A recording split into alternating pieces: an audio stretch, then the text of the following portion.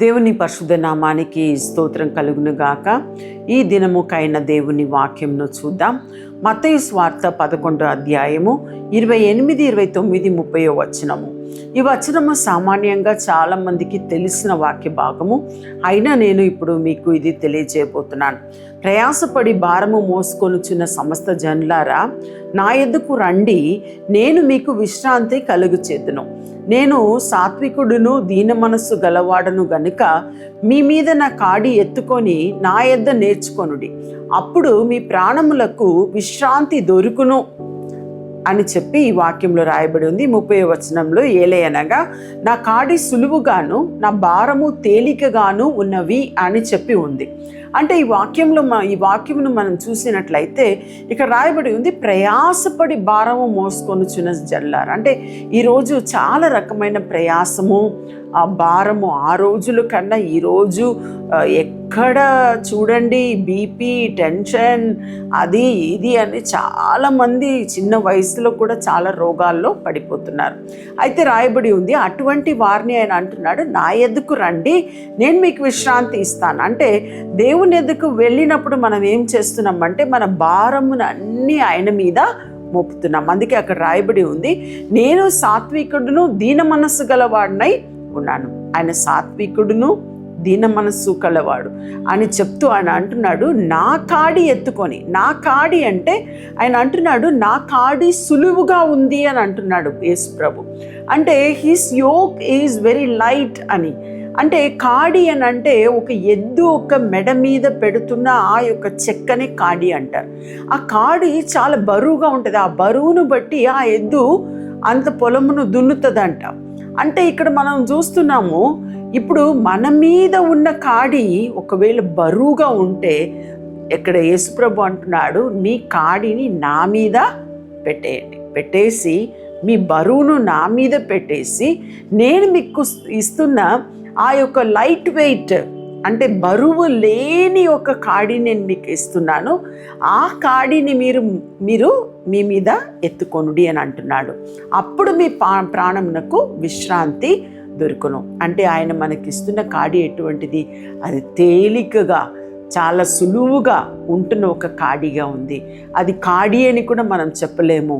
ఇప్పుడు మనము కొన్నిసార్లు నా అనుభవంలో కూడా కొన్నిసార్లు నేను కూడా ఒక మనిషే కనుక నాకు కూడా ఏదైనా ఒక భారం వస్తుంది, ఇంకా నాకు చాలా త్వరగా ఈజీగా బీపీ హై అయిపోతుంది.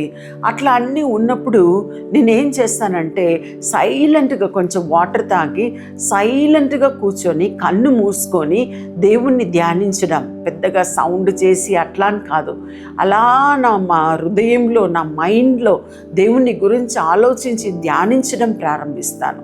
అలా ప్రారంభించినప్పుడు నా హార్ట్ బీట్ కంట్రోల్ అవుతుంది, నా బీపీ కంట్రోల్ అవుతుంది, నాది అన్నీ కూడా అలా కామ్ అయిపోతుంది. రోజు ఒక అలవాటు ఏంటంటే నేను బెడ్కు వెళ్ళడానికి ముందు, పడుకకు వెళ్ళడానికి ముందు ఆ రీతిగా నేను కూర్చొని దేవుణ్ణి ధ్యానిస్తూ ఉంటాను.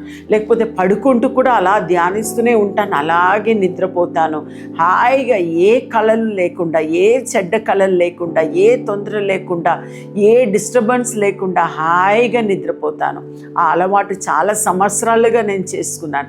మీరు కూడా అలాగే చేయండి. అందుకే రాయబడి ఉంది, ఏలయనగా నా కాడి సులువుగాను నా భారము తేలికగాను ఉంది. దేవుడు మన మీద ఏ భారము పెట్టట్లేదు.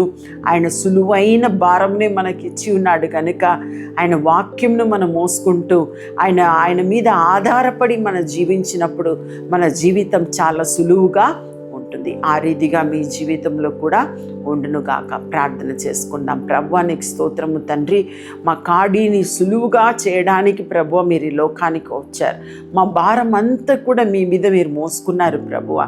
ఈ సమయంలో కూడా నేను ప్రార్థిస్తున్నాను, ఎవరెవరు ప్రయాసపడి భారమును మోసుకున్నారో ప్రభువా వారి భారం అంతా కూడా మీరు తేలిక చేసి ప్రభువా, కుటుంబ భారమైనా ఏ భారమైనా అప్పు బాధలైనా సమస్య అయినా ఇవన్నిట్లో నుండి ప్రభువా నీ బిడ్డలకు మీరు విడుదల దయచేయమని నేను ప్రార్థిస్తున్నాను తండ్రి. మమ్మల్ని స్వస్థపరిచే దేవుడు మీరే, మాకు ప్రభువా విశ్రాంతినిచ్చే దేవుడు మీరే కనుక ఆ రీతిగా ప్రభువా ప్రతి ఒక్కరికి మీ విశ్రాంతిని, మీ సులువైన భారమును ప్రభువా వారికి ఇవ్వమని మేము ప్రార్థిస్తున్నాం తండ్రి. మీ చేతికి అప్పగిస్తున్నాం ప్రభువా, మీరే తోడుగా ఉండండి, దీవించండి. దీవించండి, ఆశీర్వదించండి. యేసు నామములో అడిగి ప్రార్థిస్తున్నాం మా తండ్రి, ఆమేన్.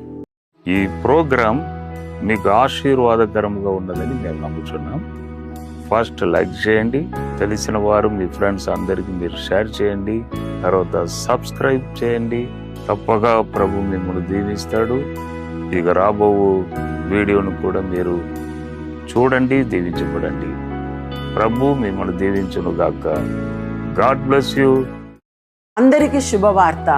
ప్రతి ఆదివారము 4 గంటల నుండి 6 గంటల వరకు కూడా వరంగల్లో గొర్రెకుంటలో గిఫ్ట్ ఆఫ్ జీసస్ వర్షిప్ సెంటర్లో ప్రార్థన కూడిక జరుగుతూ ఉంది.